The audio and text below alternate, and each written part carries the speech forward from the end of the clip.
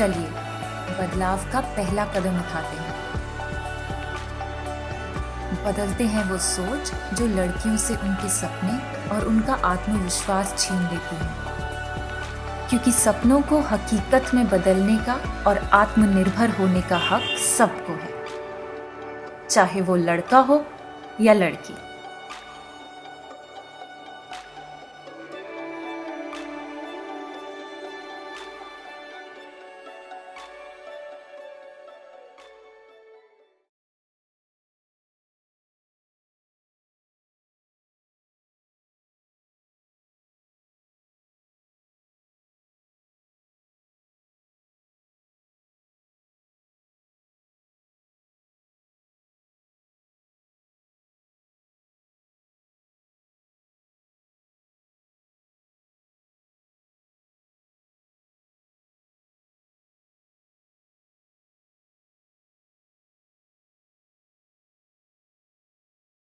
Atlantic महासागर में कई छोटे छोटे द्वीप हैं। उनमें से एक छोटा सा द्वीप है हेटी। एक दिन वहां एक ऐसा जबरदस्त भूकंप आया कि सारी दुनिया की नजरें हेटी की तरफ मुड़ गई। बाढ़, भूकंप, सुनामी या ऐसी दूसरी प्राकृतिक आपदाएं कभी भी कहीं भी आ सकती हैं। भारत में कश्मीर और उत्तराखंड में आई बाढ़ का असर अभी तक देखा जा सकता है, लेकिन ऐसी घटनाओं का सबसे बड़ा असर दिखता है बच्चों पर, खास करके लड़कियों पर।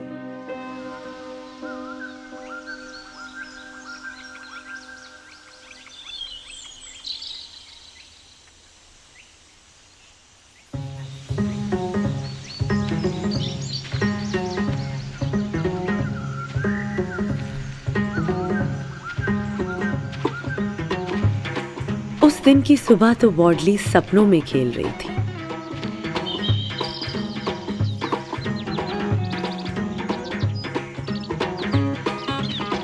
एक खुले मैदान में, ऐसे फूलों के बीच जो सूखे मौसम में भी खिल जाते थे, बिना बारिश, बिना देखभाल के।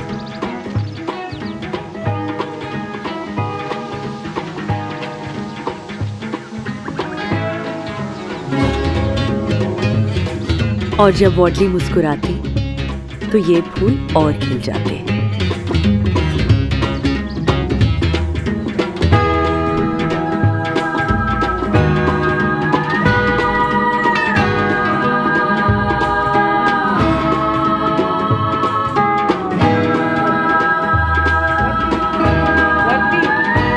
सपने देखना बंद करो, स्कूल के लिए देर हो रही है।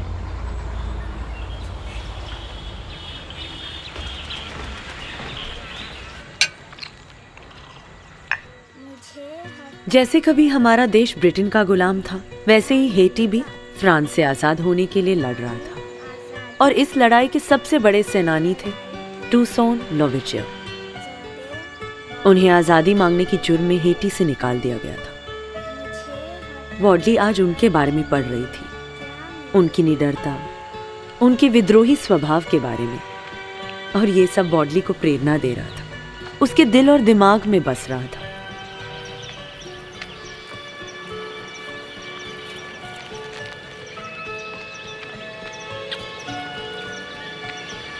वॉडली, एक पैकेट बहुत है।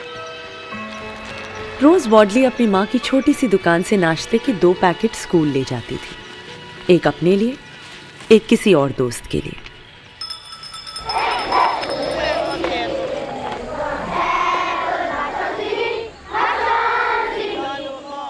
उस दिन वॉडली ने एक नई दोस्त चुनी, शेल्डा। शेल्डा के पिता को मरे अभी 1 हफ्ता ही हुआ था। वो एक टैक्सी ड्राइवर थे। एक दिन एक आदमी एक बंदूक लेकर उनके टैक्सी में बैठा और उन्हें उतर जाने को बोला। उन्होंने मना किया तो उस आदमी ने उन पर गोली चला दी। आखिर वो समय आ ही गया जिसके लिए वॉडली सुबह से इंतजार कर रही थी। हेटी के स्वतंत्रता सेनानी का भाषण क्लास में सुनाने का। कुछ बच्चों को याद था, कुछ को नहीं, लेकिन वॉडली, उसे तो मानो रुका ही नहीं जा रहा था। वॉडली,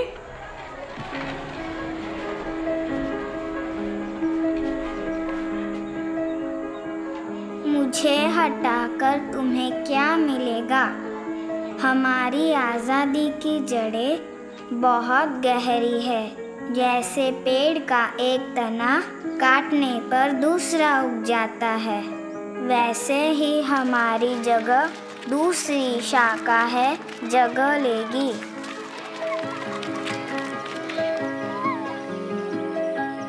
घर लौटकर वॉडली होमवर्क करने लगी, पर रह रहकर उसे अपना सुबह का सपना याद आ रहा था, और वो बात कि जंगली फूल सूखे मौसम में ही खिलते हैं, बिना बारिश, बिना देखभाल। और अचानक वो भूकंप।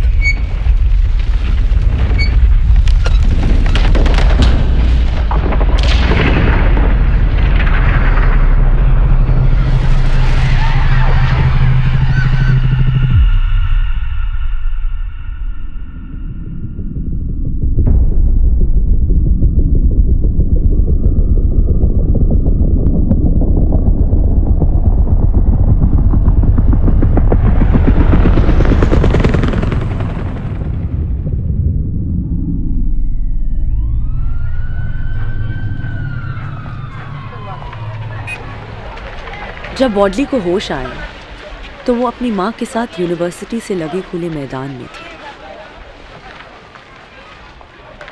यहाँ उसके चारों तरफ उसके सपने वाले फूल नहीं, राम नाम सत्य है की आवाजें गूंज रही थी। राहत शिविरों में रह रहे लोगों में बेबसी और बेहाली का माहौल था।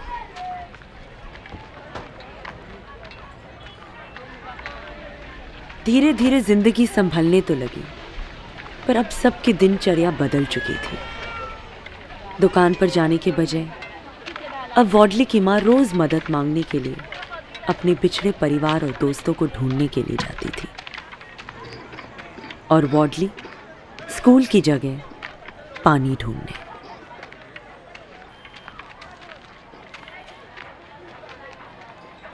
वॉडली जहां भी जाती थी उसे अपनी स्कूल की याद बहुत सताती थी,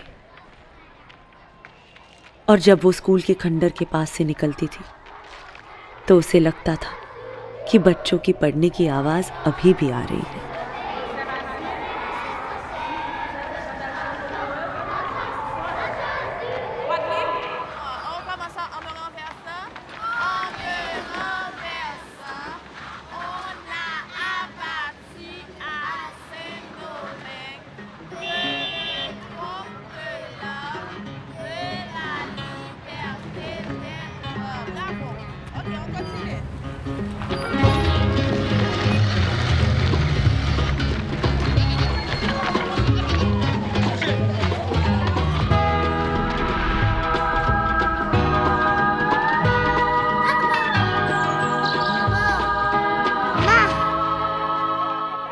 क्या है वॉडली?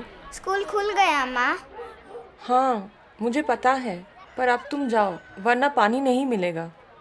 मैं स्कूल क्यों नहीं जा सकती? क्योंकि हमारे पास पैसे नहीं हैं।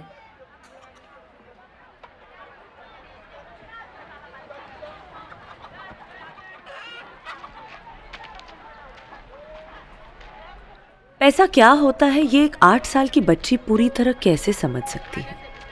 वॉडली कुछ कुछ समझती थी। उसे पता था कि उनके पास पैसा कम था और किसी के पास ज्यादा। इतनी सी उम्र में वो ये भी समझ गई थी कि जिनके पास पैसा होता है उन्हें दुनिया दूसरी नजर से देखती है, और जिनके पास नहीं उन्हें किसी और नजर से। उसे ये भी पता था कि पैसे के कारण ही कुछ लोग एक दिन में 3 बार रोटी खाते हैं और कुछ 3 दिन में 1 बार। पर पैसा ना होने से वो स्कूल नहीं जा पाएगी, आगे पढ़ नहीं पाएगी, ये उसे आज पता चला।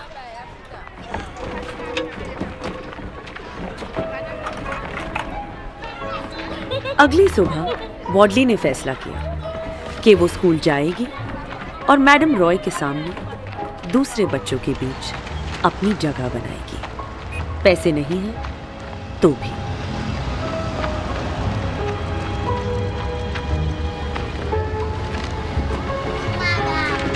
गुड मॉर्निंग, सब बैठ जाइए।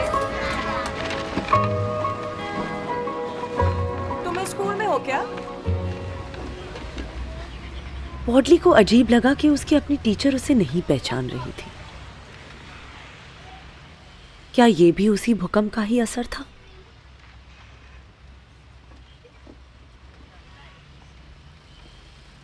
हाँ टीचर, मैं आपकी स्टूडेंट थी। मुझे पता है वॉडली, पर देखो ये नया स्कूल है। तुम्हारी माँ ने फीस भरी है? नहीं, पैसा नहीं है। तो फिर तुम्हें जाना होगा। जब पैसे हो तो आना। सॉरी, अब जाओ।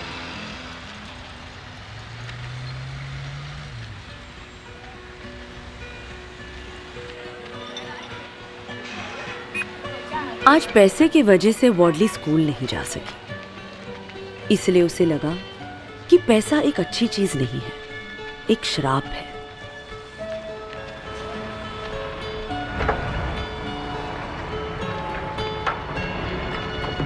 फिर वॉडली ने अपने आसपास की तबाही देखी।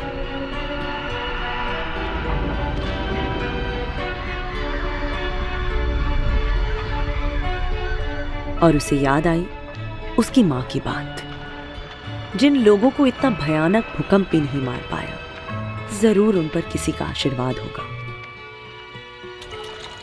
अगली सुबह वॉडली फिर स्कूल के लिए निकल पड़ी। वहां पहुंचकर वो क्या करेगी उसे नहीं पता था। बस ये पता था कि उसे वहां पहुंचना है।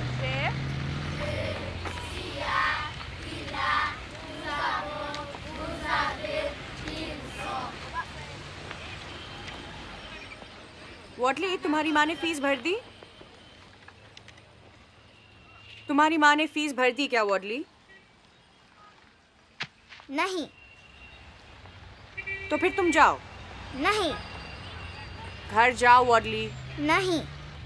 मैं तुम्हें आखिरी बार बोल रही हूँ।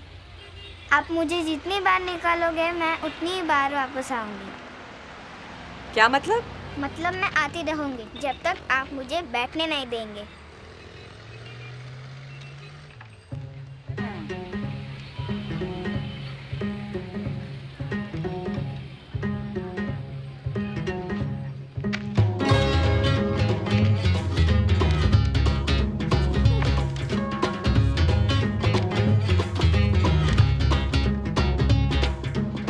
और मानो वो जंगली फूल जैसे फिर खिल उठे हों वॉडली की मुस्कान को देखकर।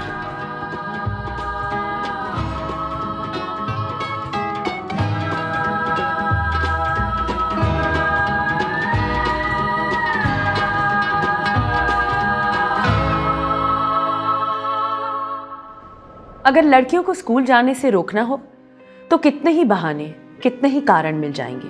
पर अगर लड़कियों को स्कूल जाना हो, वहां रहना हो, तो उन्हें बस एक ही चीज चाहिए, जिद, वो भी खुद के लिए।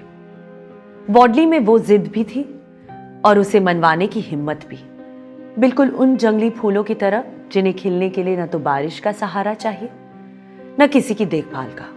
स्कूल जाने के लिए अगर लड़ना पड़े तो लड़ो, जिद करनी पड़े तो करो, बिल्कुल वॉडली की तरह। क्योंकि स्कूल जाना सिर्फ जरूरी ही नहीं, हर लड़की का हक भी है।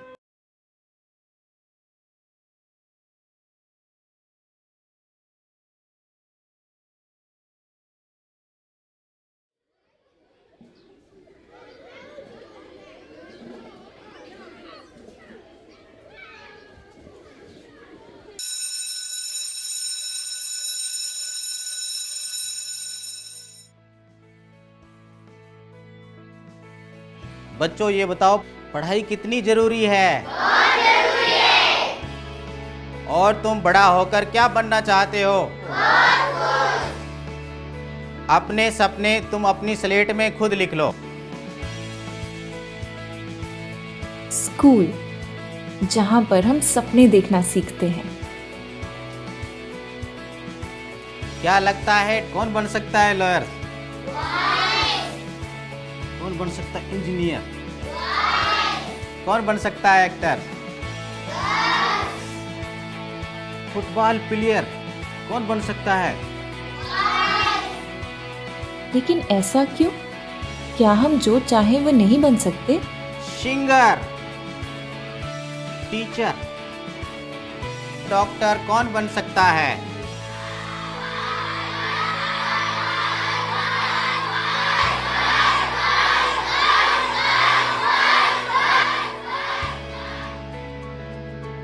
पर सपने देखने का हक तो सभी को है ना? आपको क्या लगता है?